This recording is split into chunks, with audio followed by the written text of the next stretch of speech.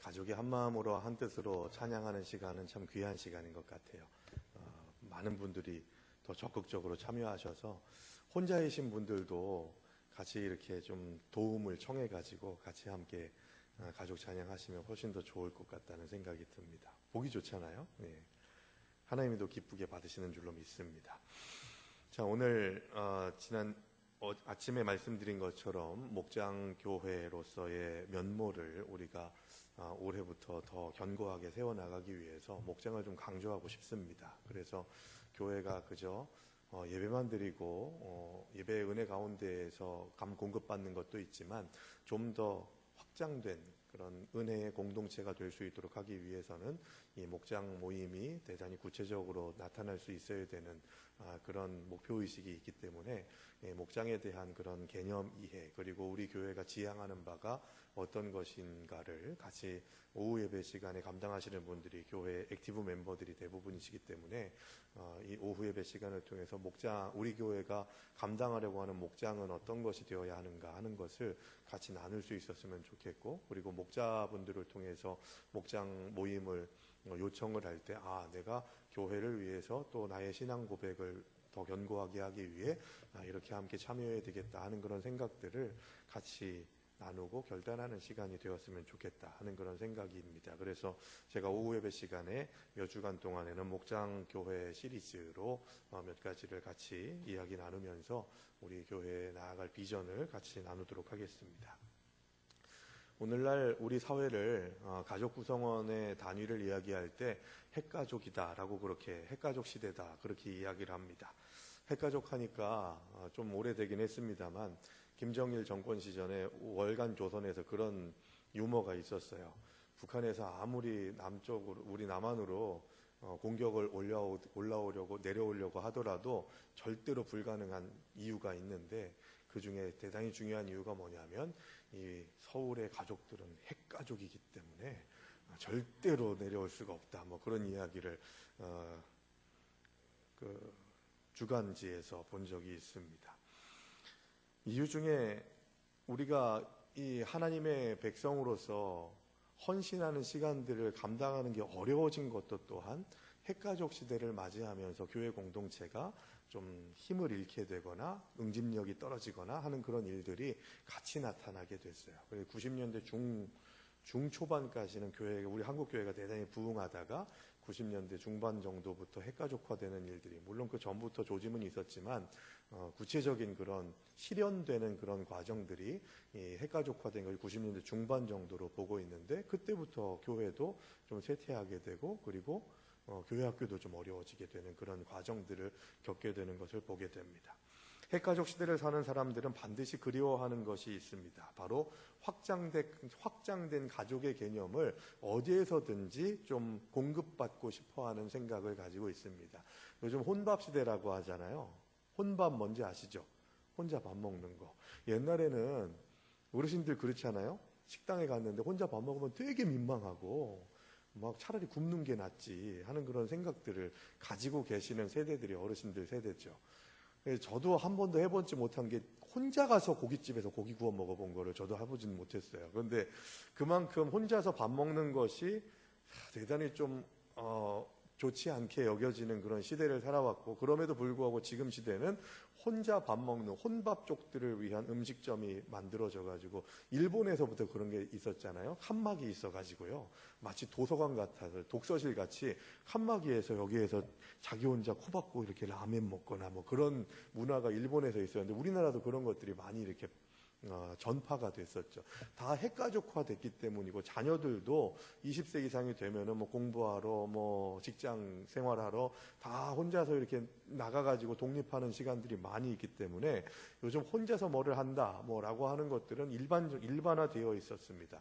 그래서 나는 혼자 있는 게 편해요 라고 그렇게 생각들 하고 자기 스스로 생각하지만, 그럼에도 불구하고 사람은 사회적 동물이기 때문에 하나님이 그렇게 만드셔서 관계를 통해서 뭔가를 공급받고 위로를 얻고 힘을 얻고 누군가를 뭐 격려해주고 하는 그런 일들이 오고 가야만, 그래야만 사람 사는 세상같이 사람 냄새 나는 그런 살만한 그런 인생을 살아가는 것으로 생각하게 되기 때문에 은연중에 알게 모르게 확장된 가족의 개념을 어디서든지 찾으려고 한다는 거예요. 이건 제 얘기가 아니라 사회학자들이 이야기하는 겁니다. 개인화되면 개인화될수록 자기 혼자서 만족하고 즐거워할 것 같지만 개인화되면 되는 순간부터 더더욱더 그 가족에게 받았던 위로와 격려와 사랑을 가족에게 받지 못하니까 확장된 가족, 그러니까 가족의 역할을 대신해주는 그 어떤 공동체에서 함께 감당하는 것을 즐거워하게 된다는 거예요. 그 현상이 어떤 겁니까? 동아리 활동, 이런 거예요. 혼자서 막 그냥 살고 있다가 사람이 고프니까 동아리 활동하는 거예요. 젊은 사람들도 그 직장 퇴근하고 난 다음에 밤에 막 마라톤 동아리, 사이클 동아리, 무슨 보드 동아리 이런 것들을 하는 이유가 그런 거죠. 테니스에, 축구에, 배드민턴 이런 것들이 확장되는 것이 확장된 가족을 만나서 거기에서 위로를 받고 힘을 얻고 싶어하는 그런 사회적 동물로서의 그런 본능이라는 것이죠. 그런데 그리스도인들의 관계가 가족과 같다고 했던 성경을 토대로 하면 교회가 바로 그 확장된 가족의 기능을 해야 되는 거예요. 그래서 형제요 자매라고 이야기하지 않습니까? 가족이라고 하는 개념이요, 내가 마음에 드는 사람들만 콕콕 집어가지고 가족 되셨어요? 아빠를 선택하셨습니까? 자녀를 선택할 수 있으셨습니까? 내 아들은 키가 180에다가 얼굴은 좀 뽀얗고 이 코는 오똑해가지고 내가 코가 좀 낮으니까 코가 오똑한 애로 그렇게 좀 만들어 놔야겠다, 이런 생각 하신 분들 계세요? 그냥 주시는 대로 받는 거잖아요. 그리고 삶을 살다 보면 꼭 그렇죠. 아무리 화목하고 행복한 가정도 꼭 한 명이 좀 아픔이 있는, 그런 아프게 하고 힘들게 하는 그런 사람이 있어요. 그거 참 희한한 것 같아요. 어느 가정이든지 그런 것 같아요. 그건 공평한 것 같습니다. 그래서 그 아픈 그 가족 구성원을 더 돌보고 또 격려하고 밑빠진 독에 물 붓는 것 같지만 그 일을 감내할 수 있도록 사명을 주시는 것이 또 가족인 것 같아요. 가족이 잘못한다고 해가지고 가족을 버릴 수 있습니까? 그게 아니잖아요. 우리 교회 공동체가 가족 공동체, 영적인 가족 공동체라고 한다면 누구는 잘하니까 해주고 누구는 잘 못하니까 버리고 할 수 있는 그런 공동체가 아니라는 것을 일단 기본적으로 생각해야 되죠. 그러니까 교회가 직면하는 심각한 문제는 뭐냐? 교회에 오는 각각의 성도들이, 우리 화평교회의 모든 구성원들이, 그리고 새가족으로 등록하려고 오시는 분들이 이 화평교회에 왔을 때 서로를 가족으로 느끼는가? 이게 관건인 거예요. 내가 이 교회에 오면 가족이라고 생각이 돼. 나를 가족으로 받아줘. 그래서 위로가 되고 힘이 되고 격려가 된다 하는 그런 느낌이 교회에는 있어야 되는 거예요. 지금 우리 교회가 그거 하자는 거예요. 바로 이 질문에 목장교회의 존재 이유가 있는 겁니다.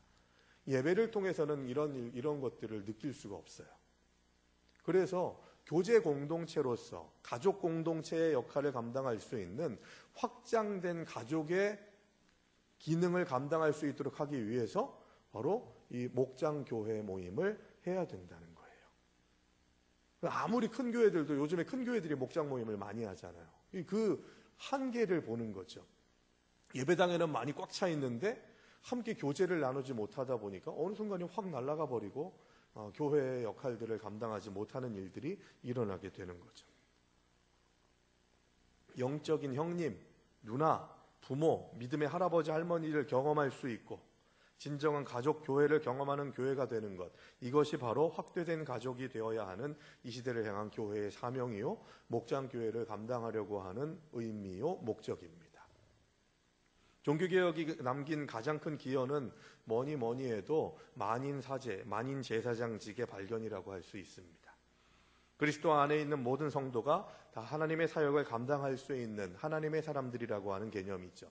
그래서 종교개혁 이전에는 사제들에게 성경책이 들려졌다면 그것을 평신도들에게 다 나눠주는 것이 종교개혁의 가장 중요한 포인트였어요. 그래서 말씀에 나아가는 것을 개별적으로 결단하고 다짐하면서 말씀에 대한 사모함으로 나아갈 수 있어야 됐던 것이죠. 그 전에는 라틴어, 그때 당시 그 종교개혁이 독일 중심으로 일어났으니까요. 독일어가 통용되어 있는데 성당에 가가지고 예배를 드리러 가면 이 신부들이 라틴어로 성경을 읽는 거예요. 라틴어로 이 설교를 하는 거예요. 알아듣질 못해요. 그러니까 지금 현재 상태에서 제가 여러분들에게 뭐 아프리칸 말이나 저 러시안 말이나 이런 말로 말씀을 읽고 설교를 하는 거예요. 왜 그렇게 했냐? 라틴어가 하나님이 성스럽게 구별한 언어라고 자기들 스스로가 결정을 했어요. 그래서 라틴어로만 성경이 쓰여져야 하고 라틴어로만 예배를 집례하고 설교를 해야 된다고 하는 그런 생각을 갖게 됐던 것이죠. 그걸 루터가 종교개혁을 하면서 제일 먼저 했던 것이 라틴어 성경을 독일어 성경으로 번역한 게 그 종교개혁의 시작이었던 거예요. 그러면서 어떤 고백이 생긴 거예요? 내가 하나님과 1대1로 만날 수 있는 은혜가 생긴 거예요. 우리의 유일한 중보자는 예수 그리스도신 거죠. 예수 그리스도를 요한복음에서 뭐라고 얘기합니까? 제가 여러 번 강조해 말씀드리듯이 말씀이 육신이 되어 오신 분이 예수 그리스도신 거예요. 그래서 말씀을 대면하니까 주님과 함께 동행하면서 이 삶을 살아갈 수 있는 너는 택한 족속의 왕 같은 제사장이다. 이게 이 첫 번째 종교개혁의 대단히 중요한 열매였던 것이죠. 그러나 오늘날 교회에 출석하고 있는 성도들 가운데 구경꾼이 아닌 일꾼으로 복음의 사역에 참여하고 있는 이들이 얼마나 될까요? 이건 통계적인 겁니다. 상대적으로 다를 수 있지만 저는 우리 교회는 지금 제가 말씀드리는 통계보다는 위에 치에 있다고 생각을 해요. 구경꾼이 아니라 일꾼으로서 교회의 역할을 감당하는 그런 퍼센테이지를 보게 되면 100 가운데에서 20%가 일꾼이고 80%가 구경꾼의 그런 모습들을 보이는 그런 성향들이 짙다는 거죠. 이것을 8대2 법칙이라고 해가지고 이 파레토의 법칙이라고 그렇게 이야기해요. 교회뿐만이 아니라 일반 사회에서도 어떤 일들이 진행돼 나가는 공동체에서 아주 일꾼으로서의 역할을 감당하는 사람들이 20%, 또 좀 방관자 같이 좀 구경하듯이 있는 사람들이 80%인데 그래서 20%가 80%를 이끌어가고 있다라고 하는 그런 사회적인 개념이죠. 그런데 이 퍼센테이지가 올라가야 되거든요. 그래야 건강한 교회가 돼요. 그래서 더 다들 일꾼이 될 수 있도록 안내하는 그런 교회 출석자의 80%가 일꾼이고 20%가 그냥 구경하는 관중이 되는 그런 것을 지향해야 된다라고 하는 그런 생각이 목장교회를 지향하는 그런 교회들이 감당하기를 원하는 그런 목표점인 것이죠. 그래서 하나님이 나를 부르셨다 하는 그런 고백이 있어야 돼요. 그러려면 어떻게 해야 되는지 아세요? 개인적인 신앙 고백이 확고해야 되거든요.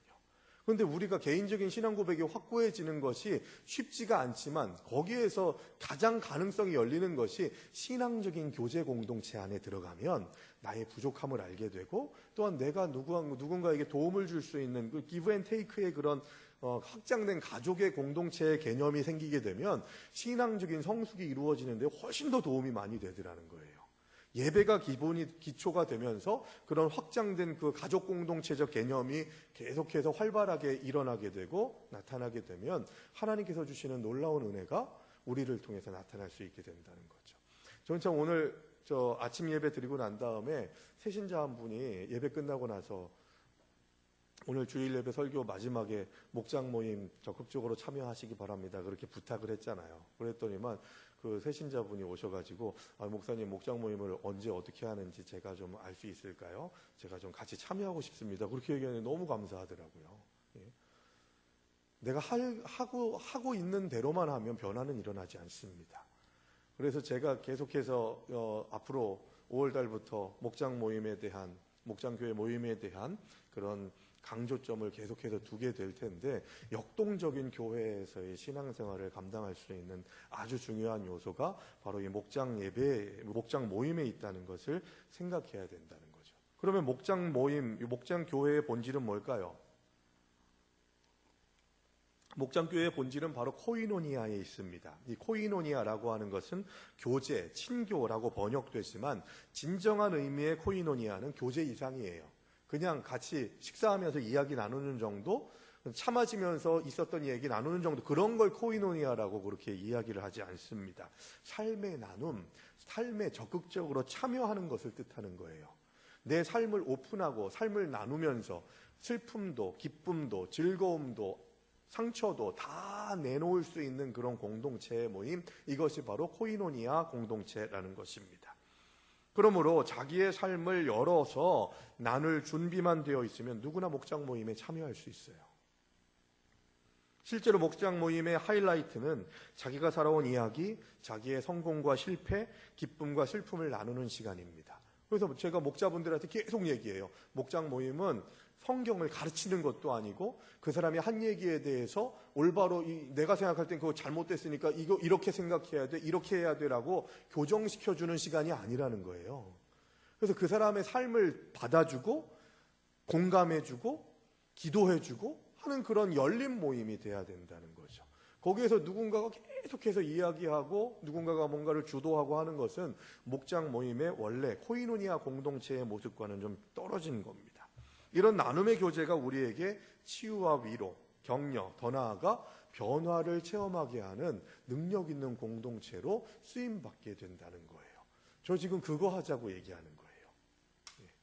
옛날에 구역 모임도 구역 예배도 참 의미 있었잖아요. 그런데 이제는 우리가 핵가족화되면서 사람이 고프고 같이 함께 터놓고 같이 이야기 나누고 어떤 때에는 배꼽 빠지도록 웃으면서 이야기 나누고 어떤 때에는 정말 눈물이 쏙 빠지도록 그렇게 붙잡고 엉엉 울면서 같이 교제하는 그런 공동체가 사람들에게 21세기의 사람들에게 필요한데 그거를 목장 모임에서 해야 된다는 거죠. 이 목장 모임의 그래서 목적 그 존재의 가치가 코이노니아에 있다는 얘기는 바로 그 얘기예요. 삶을 나눈다. 삶에 개입한다는 얘기가 아니라 삶을 공감해 준다는 얘기고 그 아픔을 내가 같이 짊어지겠다는 거고 그 기쁨을 같이 함께 기뻐해 주겠다는 거예요. 배아파하는 게 아니라 한국교회는 목장이라는 개념을 셀이라고 하는 단어로 먼저 사용했어요. 아시죠, 여러분? 셀 모임, 셀 공동체 그렇게 이야기를 했죠. 그런데 셀이라고 하니까 좀 우리스럽지 않아가지고 다른 여러 가지 단어를 쓰는데 우리 교회는 목장 모임이라고 그렇게 이야기를 하죠. 내용은 그 원리는 같습니다. 목적이 뭐냐 하면 세포 분열이에요. 세포 분열. 거의 이 목장은 뭐 잘 돼가지고 20명 되고 그러면 안 되는 거예요. 이 잘 해서 6, 7명으로 시작해가지고 10명, 13명 되면 다시 또 세포 분열해서 비슷한 공동체의 모임으로 하나가 둘이 되고 둘이 넷이 되고 넷이 여덟이 되고 이게 돼야 되는 거예요. 그래서 여러분들이 감당하는 목장 모임에 참여하는 모든 분들은 잠재적인 목자 역할을 감당할 수 있어야 되는 거예요. 그래서 목자분들의 또 다른 사명은 또 다른 공동체를 목장 모임을 이끌어갈 목자를 양성하는 책임도 목자분들이 가지고 계신 거죠. 이게 계속해서 선순환이 돼야 되는 거거든요. 목장 모임도 일정한 숫자가 되면 반드시 나누어져야 돼요. 서로 실어서 분열하는 게 아니라 세포 분열하듯이 건강하게 나누어져야 된다는 거죠. 그리고 또 거기에서 또 부흥이 일어나서 또 다른 공동체를 낳고 하는 그런 일들이 일어나야 돼요. 그리고 그 나눔의 이유가 전도를 통한 나눔일 때 교회는 가장 건강한 방법으로 주님의 지상 명령을 성취해 나갈 수 있게 된다는 겁니다. 목장교회의 성장 방법은 그런 면에서 전도지향적인 모임이 돼야 되는 거예요. 두 가지를 제가 말씀드렸었습니다. 목장 모임을 감당할 때 이 전도지향적인 생각을 두 가지 방면으로 해야 된다고 말씀드렸는데 첫 번째는 교회 내 전도. 목장 모임에 참여하지 않는 교회에 등록한 성도님들이 계시잖아요. 그분들을 계속 전도 대상자로 생각하고 기도하셔야 되는 거예요. 그래서 제가 지구촌 교회에서 셀 컨퍼런스 할 때 꼭 상징적으로 해야 된다는 그런 조언을 해주는 거 한 가지가 뭐였냐면 꼭 방석이든지 빈 의자든지 하나를 꼭 비워놔라. 그래서 여기 이 자리에 누군가를 채워야 된다고 하는 그런 신앙적인 도전이 될 수 있게 의자 하나를 비워놓거나 방석 하나를 비워놓거나 하는 일들을 하면서 전도에 대한 그런 생각들을 품되 교회 내에서의 전도 이것과 함께 교회 밖에서 복음을 모르는 자들에게 전도를 하는 그런 일들이 일어나야 된다는 것이죠. 그게 정말 중요해요. 그리고 우리 화평의 성도님들은 그리고 이 오후 예배 들으시는 분들이 목장 모임을 좀 거부하거나 피하시거나 하면 좀 제가 말씀드리는 이런 의도에서 많이 좀 힘들어집니다. 그래서 내가 같이 함께 동역해야겠다 하는 그런 생각으로 나아가셔야 되는 거죠. 그래서 같이 함께 합시다 라고 하는 그런 마음가짐으로 공동체를 더 건강하게 세워나가야 하는 그런 사명이 저와 여러분들에게 있다는 것이죠. 그 놀라운 사랑과 은혜가 우리 화평교회 공동체에 있도록 하기 위해서는 뭐가 필요할까요? 희생이 필요해요. 잘 안 되거든요. 잘 될 때까지 힘을 기울이고 시간을 들이고 거부당하고 모이려고 하는데 모여지지도 않고 하는 그런 일들이 일어나게 되는 과정들을 희생하는 마음으로 채워나가야 되는 거죠. 그래서 그런 일들을 우리가 같이 감당하기 위해서 저도 우리 목자분들 많이 격려하고 같이 이야기 많이 나누고 해야 되겠습니다만, 목자분들이 조금이라도 덜 힘들도록 목원 여러분들이 같이 힘을 합쳐서 내가 가겠습니다. 제가 뭐 도울 거 있습니까? 라고 그렇게 말을 한마디라도 해주시면 그 목자분들이 감당하시는데 훨씬 더 도움이 되고 위로가 되고 더 잘해야겠다 하는 그런 결단이 있지 않을까 생각을 합니다. 계속해서 목장 모임에 대해서 강조를 해드릴 텐데, 그리고 제가 돌아가면서 목장 모임을 좀 어느 순간에 좀 참여하고 또 격려하고 하는 시간들을 가지려고 하고 있는데요. 그런 점에서 담임 목사가 좀 여기에 집중하려고 하는구나 하는 그런 인식을 교회의 리더 여러분들이, 교회의 이 구경꾼이 아닌 일꾼 여러분들이, 우리 오후예배 참여하신 여러분들이 같이 인식을 같이 하셔서 목자만 힘든 그런 목장 모임이 되지 않도록 함께 힘을 모아주시고 격려해 주시기를 부탁을 드립니다. 하실 수 있으시겠죠? 예, 그러셔야 돼요. 그래야만 우리 교회가 건강한 공동체로서, 코이노니아 공동체로서의 사명을 깊이 감당할 수 있게 될